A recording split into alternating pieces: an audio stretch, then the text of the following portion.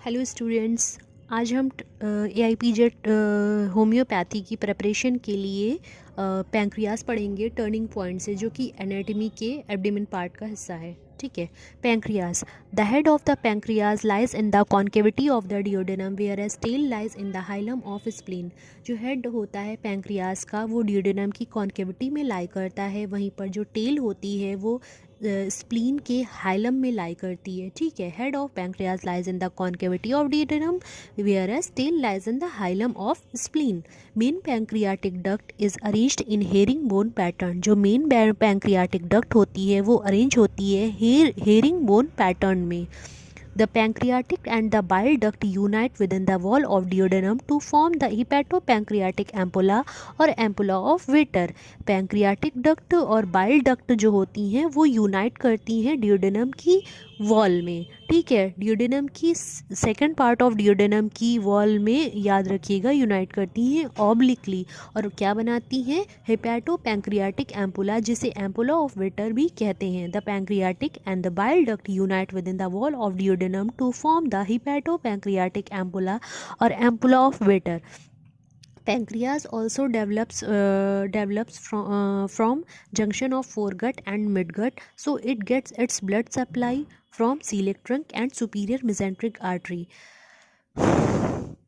Foregut को जो है ब्लड सप्लाई सीलियक ट्रंक से मिलती है और मिडगट को सुपीरियर मेजेंटिक आर्टरी से। ठीक है। तो पैंक्रियास जो होता है वो डेवलप होता है जंक्शन ऑफ फोरगट और मिडगट से, इसलिए इसे ब्लड सप्लाई दोनों से ही मिलती है, सीलियक ट्रंक से भी और सुपीरियर मेजेंट्रिक आर्टरी से। Pancreas also develops from junction of foregut and midgut, so it gets its blood supply from celiac trunk and superior mesenteric artery. Pancreatic artery and superior pancreatico duodenal artery are branches from celiac trunk, whereas inferior pancreatico-duodenal artery is a branch of superior mesenteric। pancreatic artery और superior pancreatico-duodenal artery branch होती हैं celiac trunk की। ठीक है। और वहीं पे inferior pancreaticoduodenal artery superior mesenteric की ब्रांच होती है। Endocrine cells of pancreas are most numerous in the tail. Endocrine cells जो पैंक्रियाज में होती हैं वो सबसे ज़्यादा न्यूमरस होती हैं टेल में। ठीक है। Carcinoma of pancreas is common in head part. जो कार्सिनोमा पैंक्रियाज का होता है वो कॉमनली हेड पार्ट में ही होता है। ठीक है। Head of pancreas lies in the concavity of duodenum whereas tail lies in the hilum of spleen.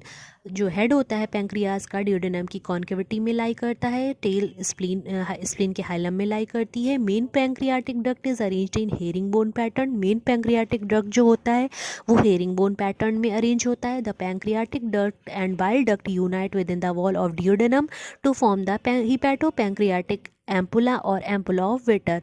जो पैंक्रियाटिक और बाइल डक्ट होती हैं वो यूनाइट होती हैं डियोडेनम की वॉल में और बनाती हैं हिपैटो पैंक्रियाटिक एम्पुला, जिसे एम्पुला ऑफ वेटर भी कहते हैं। Pancreas also develops from junction of foregut and midgut. Pancreas जो होता है वो जंक्शन फोरगट और मिडगट के जंक्शन से डेवलप होता है, इसीलिए इसे ब्लड सप्लाई सीलियक ट्रंक और सुपीरियर मेजेंट्रिक आर्टरी दोनों से ही मिलती है।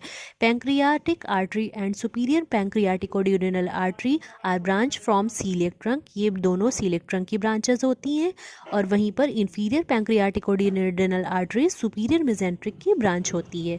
Endocrine cells of the pancreas are most numerous in the tail. Endocrine cells जो पैंक्रियाज की होती हैं वो न्यूमरस होती हैं टेल में। Carcinoma of pancreas is common in head part. जो कार्सिनोमा होता है पैंक्रियाज का वो कॉमन होता है हेड पार्ट में। तो ये था pancreas from turning point. Hello students,